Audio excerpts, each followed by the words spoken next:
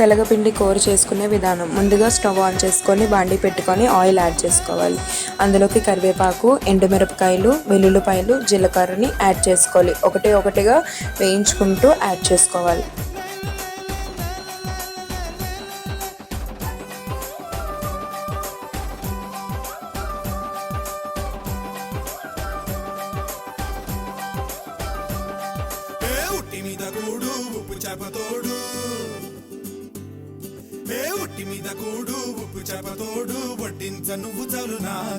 బాగా వేయించుకున్న తర్వాత అందులోకి 2 లోటాల నీళ్ళని యాడ్ చేసుకోవాలి.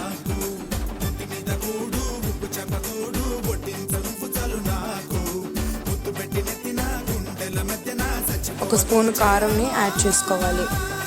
అలాగే తగినంత ఉప్పుని యాడ్ చేసుకోవాలి. బాగా మరిగిన తర్వాత అందులోకి 1 గ్లాసు తెలగపిండి యాడ్ చేసుకోవాలి. 2 లోటాలు నీళ్ళు తీసుకున్నాం కాబట్టి 1 గ్లాసు తెలగపిండి సరిపోతుంది. బాగా మిక్స్ చేసుకున్న తర్వాత దగ్గర పడిపోవాలి.